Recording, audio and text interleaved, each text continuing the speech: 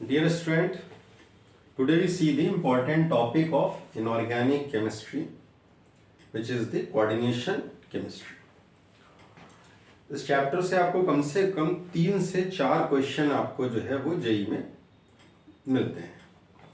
जैसे कि एक आपका नोमेनक्लेचर ऑफ कोऑर्डिनेशन केमिस्ट्री पे क्वेश्चन होता है, एक आइसोमेरिज्म पे होता है, एक आपका जो क्वेश्चन है वो सिनर्जिक बॉन्ड को लेकर के रहता है और एक क्वेश्चन आइसोमेरिज वगैरह को लेकर के रहता है। एटलीस्ट आपके 4 क्वेश्चंस आपसे पूछे जाते हैं। तो सबसे पहले तो हम लोग क्या करेंगे, वो जो टर्मिनोलॉजी हम यूज करते हैं कोऑर्डिनेशन केमिस्ट्री में, पहले हम लोग उस टर्मिनोलॉजी के बारे में पहले समझेंगे और फिर उसके बाद हम लोग इनमें अदर टॉपिक्स पे जाएंगे। तो सबसे पहले देखते हैं कोऑर्डिनेशन केमिस्ट्री में हम क्या कहते हैं। सबसे पहली चीज, जो कोऑर्डिनेशन कंपाउंड्स होते हैं इनको हम किस तरह से रिप्रेजेंट करते हैं।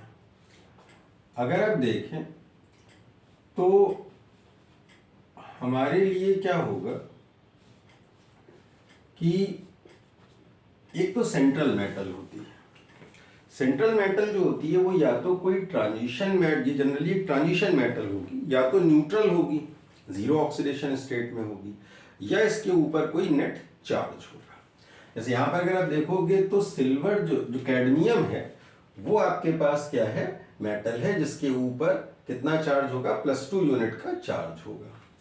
तो अब बात यह आती है कि ये जो चीज है ये हमारी क्या कहलाती है, सेंट्रल मेटल इसको बोलते हैं, या हम इसको सेंटर ऑफ कोऑर्डिनेशन बोलते हैं। दूसरी चीज, इससे कुछ एनायनिक स्पीसीज या न्यूट्रल स्पीसीज अटैच होती हैं जिनके पास lone pair of electron present होते हैं, जिनको हम क्या बोलते हैं, लिगेंड बोलते हैं। लिगेंड जो होते हैं ये अपने लोन पेयर सेंट्रल मेटल को क्या करते हैं, डोनेट करते हैं। सेंट्रल मेटल जो होता है उसके पास अवेलेबिलिटी होती है वैकेंट डी ऑर्बिटल की, जिसमें ये उन लोन पेयर को एकोमोडेट करते हैं जिनको लिगेंड क्या करते हैं, डोनेट करते हैं। यानी आप ये कह सकते हो कि जो सेंट्रल मेटल है वो लुईस एसिड की तरह से काम करती है और लिगेंड जो है वो आपके लिए क्या होते हैं, लुईस बेस की तरह से काम करते हैं। तो जैसे आप आर्रीनियस थ्योरी पढ़ते हो उसका उल्टा होता है। आर्रीनियस थ्योरी में डोनर एसिड होता है, यहाँ पर क्या होता है कि जो एक्सेप्टर होगा, ठीक है, वो एसिड होगा और जो डोनर होगा वो आपके लिए क्या होगा, बेस होगा। अब अगर आप देखें तो यहाँ पर क्या होता है कि जो भी नंबर ऑफ लिगेंड्स मेटल से अटैच होते हैं ये हमारे क्या कहलाते हैं, कोऑर्डिनेशन नंबर। ज्यादातर हमें जो कोऑर्डिनेटेड कॉम्प्लेक्स हैं वो या तो कोऑर्डिनेशन नंबर 2 में, 4 में देखने को मिलेंगे, 6 में मिलेंगे, बट हमें कुछ 2 वाले कोऑर्डिनेशन नंबर भी देखने को मिलेंगे। जैसे सिल्वर का डायमीन कॉम्प्लेक्स है, कैडमियम का हमारे पास टेट्रामीन कॉम्प्लेक्स है। तो ये हमारे पास जितने भी number of monodentate ligand attach होते हैं वो हमारे लिए क्या कहलाते हैं, कोऑर्डिनेशन नंबर होता है। अब कलेक्टिवली अगर हम देखें तो जब सेंट्रल मेटल और लिगेंड को हम एक स्क्वायर ब्रैकेट में इनक्लोज कर देते हैं तो इसको हम क्या चीज बोलते हैं, कोऑर्डिनेशन स्फीयर बोलते हैं। और जो चीज बाहर लिखी होती है वो हमारी क्या कहलाती है, आयोनाइजेशन स्फीयर कहलाती है। अब अगर देखें तो सबसे पहली चीज हमारे पास जो हमें समझना होता है, जिसके ऊपर हमें काम करना होता है, वो हमारे लिए सबसे इंपॉर्टेंट चीज क्या है, लिगेंड। या पहले कुछ और चीजों को भी समझते हैं। अगर सेंट्रल मेटल से एक टाइप के ही लिगेंड अटैच होते हैं तो उनको हम होमोलेप्टिक कॉम्प्लेक्स बोलते हैं। और अगर 2 डिफरेंट टाइप के लिगेंड सेंट्रल मेटल से अटैच हो, जैसे CN भी है और क्लोरीन भी है, तो फिर उसको हम क्या बोलते हैं, हेट्रोलेप्टिक कॉम्प्लेक्स बोलते हैं। दूसरी चीज क्या समझ में आनी चाहिए, पहले तो होमोलेप्टिक और हेट्रोलेप्टिक कॉम्प्लेक्स समझ में आना चाहिए क्या है। अगर सेंट्रल मेटल से सिर्फ एक ही लिगेंड अटैच हो, 1 टाइप ऑफ लिगेंड अटैच होगा तो वो होमोलेप्टिक कॉम्प्लेक्स होगा, होमोलेप्टिक। और अगर दो डिफरेंट टाइप ऑफ लिगेंड्स होंगे तो वो हमारे लिए हेट्रोलेप्टिक कॉम्प्लेक्स होगा। दूसरी चीज, एक चीज ये भी पूछते हैं कई बार कि इसमें से कौन सा परफेक्ट कॉम्प्लेक्स होगा और कौन सा इम्परफेक्ट कॉम्प्लेक्स होगा। तो परफेक्ट या इम्परफेक्ट कॉम्प्लेक्स से क्या मतलब होता है, जैसे अगर इस कॉम्प्लेक्स में अगर हम H2S ऐड कर दें तो ये कॉम्प्लेक्स जो होता है वो कैडमियम सल्फाइड का क्या करता है, येलो कलर का प्रेसिपिटेट दे देता है। इसका मतलब ये कॉम्प्लेक्स जो है वो इम्परफेक्ट है, किसके लिए, H2S के लिए। जो चीज इस कोऑर्डिनेशन स्फीयर के अंदर लिखी है वो आयोनाइज नहीं होनी चाहिए। अगर हमें CDS का प्रेसिपिटेट मिल रहा है, इसका मतलब कैडमियम आयोनाइज हो रहा होगा, सल्फाइड आयन के साथ रिएक्ट करके PPT दे रहा है, इसका मतलब ये जो कॉम्प्लेक्स है वो H2S के लिए परफेक्ट नहीं है। अगर हम K3CuCl4 को देखें तो ये जो कॉम्प्लेक्स होता है इसमें अगर H2S अगर हम ऐड करेंगे तो ये हमें CuS का PPT नहीं देता है। इसका मतलब K3CuCl4 जो है वो हमारे लिए परफेक्ट कॉम्प्लेक्स है, किसके लिए, H2S के लिए। तो एक तो क्वेश्चन ये ऐसे भी पूछते हैं कि कौन सा कॉम्प्लेक्स हमारे लिए परफेक्ट कॉम्प्लेक्स होता है और कौन सा कॉम्प्लेक्स हमारे लिए इम्परफेक्ट क्या होगा, कॉम्प्लेक्स होगा। तो हम क्या बोलेंगे, ये कॉम्प्लेक्स H2S के लिए परफेक्ट कॉम्प्लेक्स है कि H2S ऐड करने पे अंदर लिखी हुई एंटिटीज आयोनाइज नहीं होती है। इसमें क्या होता है कि अगर हम इस कॉम्प्लेक्स की बात करेंगे तो हम क्या बोलेंगे, ये कॉम्प्लेक्स हमारे लिए इम्परफेक्ट है, किसके लिए, H2S के लिए क्या होता है, इम्परफेक्ट है। तो पहले तो हमें होमोलेप्टिक कॉम्प्लेक्स, हेट्रोलेप्टिक कॉम्प्लेक्स समझ में आने चाहिए, फिर हमें परफेक्ट कॉम्प्लेक्स और इम्परफेक्ट कॉम्प्लेक्स के बारे में समझ में आना चाहिए। अब अगर आप देखो बच्चों तो सबसे पहले हम लोग क्या समझेंगे, लीगेंड्स क्या होते हैं। लीगेंड जैसा हमने कहा कि ये हमारे पास न्यूट्रल स्पीसीज होती हैं या लोन पेयर एनायनिक स्पीसीज होती हैं जिनके पास ये लोन पेयर प्रेजेंट होते हैं, जो ये सेंट्रल मेटल को क्या करते हैं, डोनेट करते हैं। तो सबसे पहले हम लोग लीगेंड के बारे में थोड़ा सा समझेंगे डिटेल में। तो अगर लीगेंड के बारे में अगर बात करें तो पहली चीज क्या होती है लीगेंड के बारे में कि एक तो हमारे पास, वैसे तो मैंने कहा लीगेंड हमारे डोनर एटम होते हैं, लेकिन हमारे पास दो तरह के लीगेंड होते हैं। एक हमारे पास क्लासिकल लीगेंड्स होते हैं और दूसरा हमारे नॉन क्लासिकल लीगेंड्स होते हैं। क्लासिकल लीगेंड्स वो होते हैं जो सिर्फ इलेक्ट्रॉन पेयर को डोनेट करते हैं। नॉन क्लासिकल लीगेंड्स क्या होते हैं, जो इलेक्ट्रॉन पेयर को डोनेट करते हैं और साइमल्टेनियसली इलेक्ट्रॉन पेयर को क्या करते हैं, एक्सेप्ट करते हैं। जैसे मान लीजिए कि अगर हम क्लासिकल लीगेंड्स की बात करें तो जो हमारे पास क्लासिकल लीगेंड्स होते हैं वो सिर्फ हमारे लिए क्या होता है, ओनली एज किसकी तरह से काम करेंगे, डोनर एटम की तरह से काम करते हैं। अगर हम नॉन क्लासिकल लीगेंड्स की बात करें तो नॉन जो क्लासिकल लीगेंड्स होते हैं वो हमारे लिए क्या होते हैं, डोनर भी होते हैं और वो क्या होते हैं, एक्सेप्टर भी होते हैं।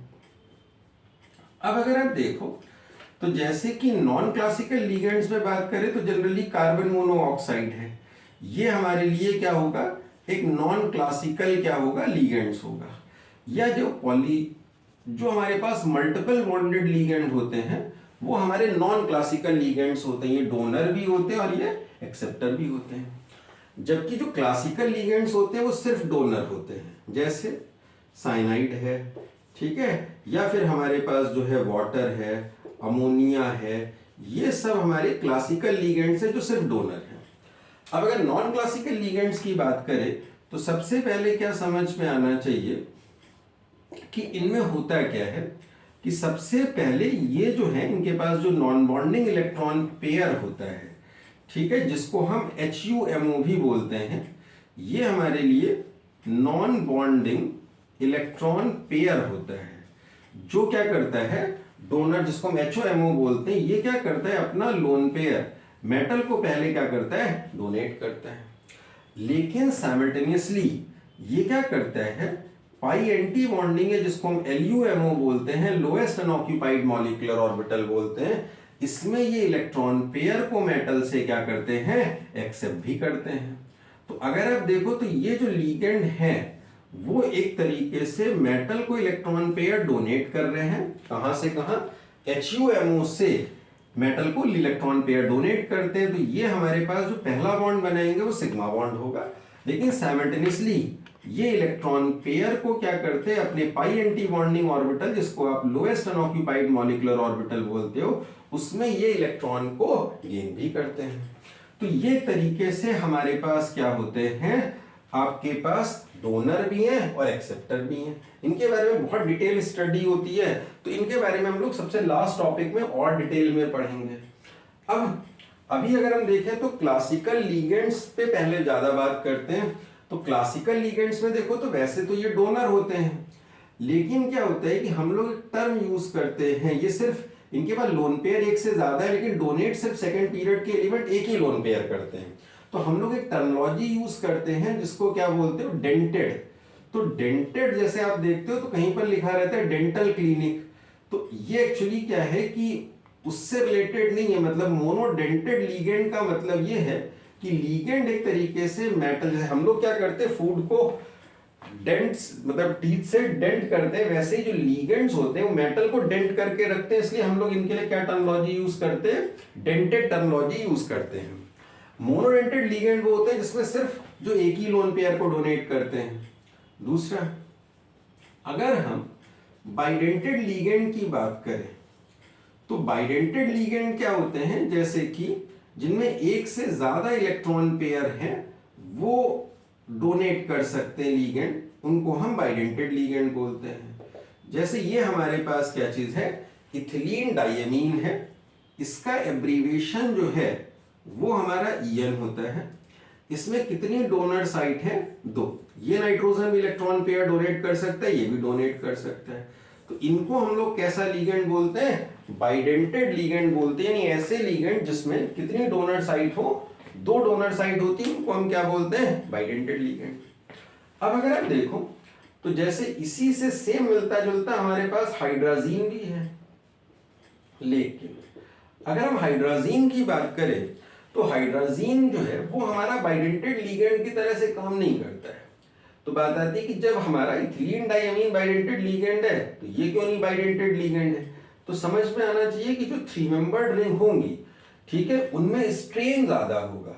तो इस वजह से क्या है कि हाइड्राजीन जो होता है वो हमारे लिए जो है वो बाइडेंटेड लीगेंड की तरह से क्या है, काम नहीं कर सकता। अब इसमें सबसे ज्यादा जो इंपॉर्टेंट लीगेंड जिसके बारे में पूछा जाता है वो है इथिलीन डायमीन टेट्राएसीटेट, जो हमारे लिए कैसा लीगेंड होता है, हेक्साडेंटेड क्या होता है, लीगेंड होता है।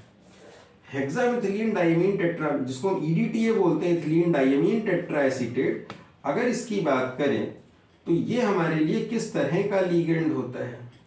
अगर हम देखें तो इससे हम लोग क्या चीज कर दें, एसीटेट ग्रुप लगा दें।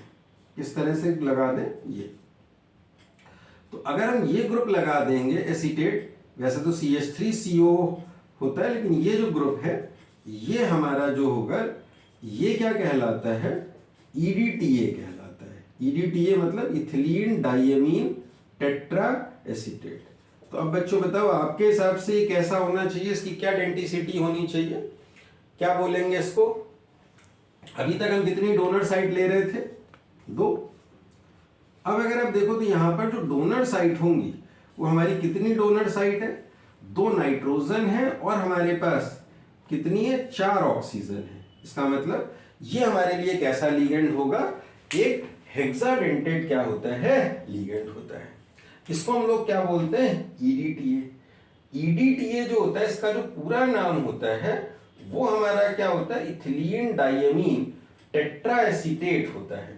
इसका बहुत हमारे लिए यूज होता है, इससे हम कैटाइनिक मिक्सचर को सेपरेट कर सकते हैं। इस पे एक इंपॉर्टेंट क्वेश्चन आपसे ये पूछा जाता है कि लेड पॉइजनिंग, जैसे आजकल बच्चों को फास्ट फूड बहुत पसंद है, तो हमें क्या समझ में आना चाहिए, फास्ट फूड क्या होता है, उनकी वजह से वो वेट गेन कर लेते हैं, ठीक है, लेड पॉइजनिंग हो जाती बॉडी में। तो हम लोग क्या करते हैं कि इसका क्या यूज क्या होता है कि हम लोग जो है वो कैल्शियम EDTA को, यानी कैल्शियम का जो EDTA वाला सॉल्ट होता है उसको बॉडी में इंजेक्ट करा देते हैं। अब क्या होता है, जो कैल्शियम है EDTA की कॉम्प्लेक्स बनाने की टेंडेंसी Pb+2 के साथ ज्यादा होती है देन कैल्शियम के। तो क्या होता है कि उस सिचुएशन में जब EDTA बॉडी में जाता है तो वो लेड के साथ कॉम्प्लेक्स बना लेता है और कैल्शियम को बॉडी में लीव कर देता है। और पीबीईडीटीए जो होता है वो यूरिनल के थ्रू हमारी बॉडी से क्या होता है, बाहर निकल जाता है। तो मेन चीज क्या है कि ये जो हमारे पास ईडीटीए होता है इसका यूज जो है मेनली हम क्या करते हैं कि लेड पॉइजनिंग को रिमूव करने में करते हैं। दूसरी बात, ईडीटीए के बीच में जो कैविटी होती है जो मेटल को ट्रैप करती है, इसका साइज बहुत डिफरेंट होता है। तो ये कुछ मेटल को ही ट्रैप करती है, हर मेटल को नहीं ट्रैप कर सकती। जिनका साइज बहुत छोटा होगा ये उनको ट्रैप नहीं करेगी, ठीक है।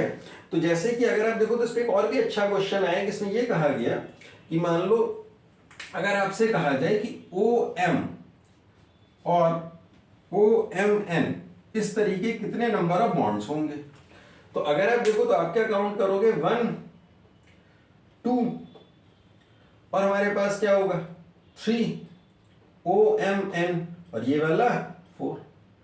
बट एक्चुअली बच्चों आप समझ सकते हो कि आपके पास जी ने क्या क्वेश्चन पूछा, इसमें कितने OM और N वाले बॉन्ड होंगे, OM नंबर ऑफ कितनी लिंकेज होंगी OMN। तो ज्यादातर जो स्टूडेंट है वो क्या आंसर मार्क करते हैं 4। बट एक्चुअली इसका आंसर जो है वो 4 नहीं होगा, इसका आंसर क्या होगा 8। 8 कैसे होगा, OMN OMN OMN OMN, इसका मतलब ये हुआ कि ईच ऑक्सीजन M और N के थ्रू कितनी लिंकेज फॉर्म कर रहा है 2। इसका मतलब अगर आप देखें तो हमारे पास जो नंबर ऑफ लिंकेज होंगी OM और N वाली वो कितनी लिंकेज होंगी 4 नहीं होंगी, वो कितनी लिंकेज होंगी 8। 8 कैसे बात समझ पाए, OMN OMN, तो ये तो एक ऑप्शन के लिए हुआ, ऐसे इसके लिए 2, इसके लिए 2 और इसके लिए भी 2। तो हमारे पास कितनी टोटल लिंकेज होंगी 8 हमारे पास क्या होंगी लिंकेज होंगी। तो इतनी बात समझ पाए बच्चों। चलिए आज के लिए इतना ही रखते हैं।